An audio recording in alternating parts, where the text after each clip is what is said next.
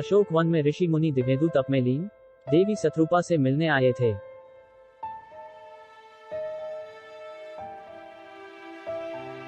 False.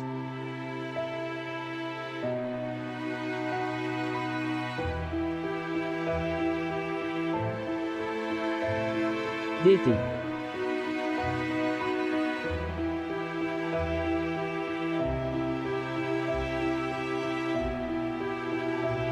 प्रणाम ऋषिवर, कहिए कैसे आना हुआ। शत्रुपा को दिव्येदु का प्रणाम। हमें दैत्यराज त्रिंकु के विषय में कुछ ज्ञात हुआ है। हम नहीं जानना चाहते। जब भी त्रिंक की बात उठती है तो हमें अरुंधति की याद आती है और हम उसे याद नहीं करना चाहते। 10 2 ये क्या कह रही हैं आप? जो हुआ सो हुआ। लेकिन आप त्रिंक के विषय में क्या कह रहे थे? त्रिंकु की शक्तियां जल्द ही उसके पास लौट आएगी और अगर ऐसा हुआ तो शायद पृथ्वी को बचाना। 5 त्रिंक के लौटने से पहले कोई और आ चुका है। ऋषिवर कौन? राजकुमारी अरुंधति के अलावा ऐसा कौन है जो त्रिंकु को मृत्यु दे सकता है? यह वरदान तो केवल राजकुमारी। फॉल्स।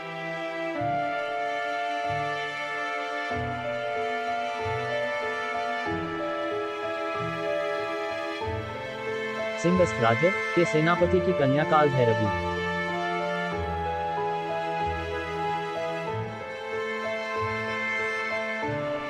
अवंतिका राज्य में त्रिलोक और उसका पुत्र सोमेश्वर युद्ध के विषय में चर्चा कर रहे थे। कल होने वाले उस युद्ध के लिए तैयार तो होना सोम की। हम वर्षों से तैयार थे तात, लेकिन पहले उन राजकुमारों को तो फांसा जाए। तभी एक सैनिक आया। सिंहस्थ राज्य से कोई आपसे मिलने हेतु आया है महाराज। भेज दो। अग्रसेन ने आगमन किया।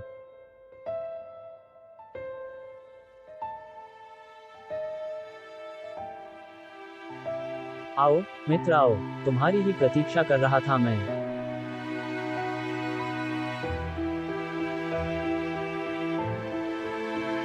सम्राट के दोनों पुत्र कल आपके पास होंगे सोमेश्वर। बस वादे के अनुसार के पश्चात सिंहस्थ राज्य पर मेरा अधिकार होना चाहिए। युद्ध अवश्य मित्र, परंतु हमने। फॉल्स।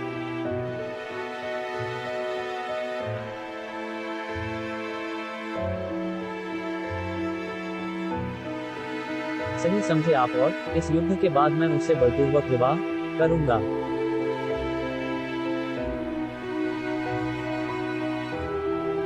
उधर सिंहस्थ राज्य में भैरवी अग्रसेन का षड्यंत्र उजागर करने वाली थी। ये युद्ध किससे हो रहा है ये हमें ज्ञात हो गया है सम्राट। पहले हमें बस शक था, लेकिन अब हमें गुप्तचर ने ऐसी कोई जानकारी नहीं दी, क्योंकि यहाँ पहुँचने से पहले ही हमारे असली गुप्तचर की हत्या कर दी गई थी और उसके स्थान पर एक नकली गुप्तचर भेजा गया था। तो उसकी कलाई पर तलवार नहीं अपितु अग्नि चिन्ह था, जो अवंतिका राज्य का ही है।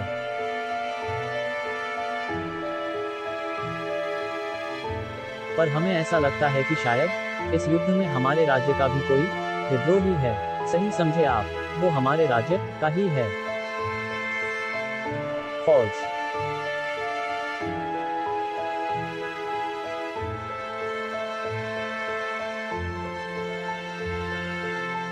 परंतु कौन?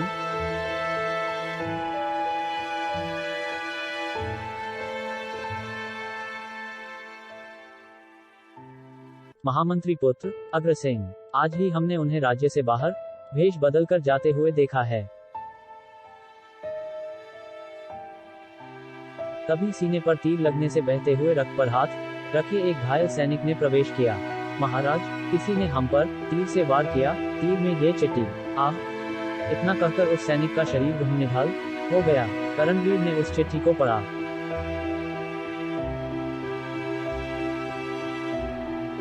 के कल भोर में होने वाले उस युद्ध लिए तैयार रहना। सम्राट रुद्र उसी रात भैरवी रुद्र प्रताप के महल से लौटकर अपने शयन कक्ष की ओर बढ़ गई। अपने कमरे में लौट अपनी तलवार एवं बाकी के शस्त्रों का निरीक्षण करने लगी।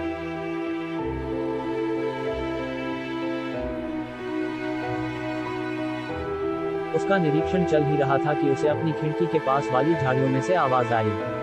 उसने अपनी तलवार हाथ में लेकर खिड़की से छलांग लगा दी। फॉल्स।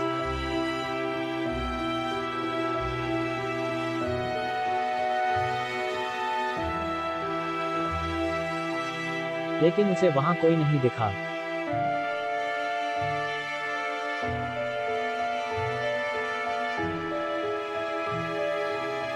गरेरे।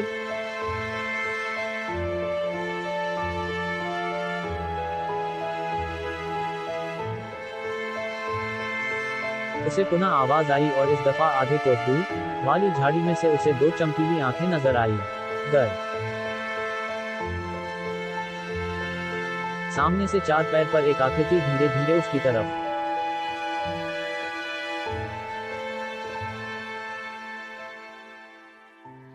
बढ़ने लग का मदम टरोटोज।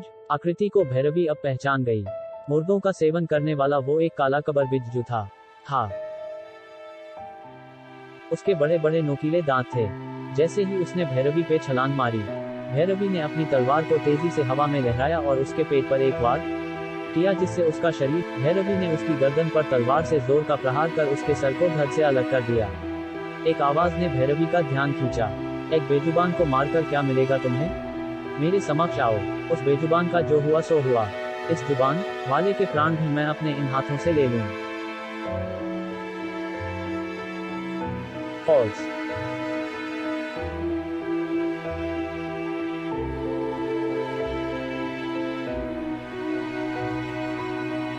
भैरवी मुनि को उसने देखा सामने महामंत्री पुत्र अग्रसेन था। बस तुम्हारे इसी घमंड पर तो हम मोहित हैं प्रिय। तुम्हें मिलता क्या है ऐसी हरकतें करके? सुबह शेर और अब कबर बिज्जू। मैं इसे नहीं लाया। तुम भूल रही हो कि पास में वन है तो ये वहां से आया होगा। दरअसल आपकी भी असल जगह वही है। ये सब बातें तो होती रहेंगी, परंतु एक प्रस्ताव है तुम्हारे लिए। तुम्हारे किसी भी घटिया प्रस्ताव को सुनने के लिए समय नहीं है मेरे पास।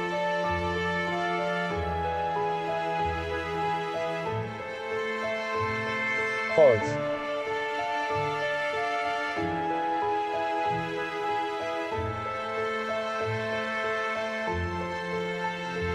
आपको हमारा प्रस्ताव तो सुनना ही पड़ेगा सुंदरी।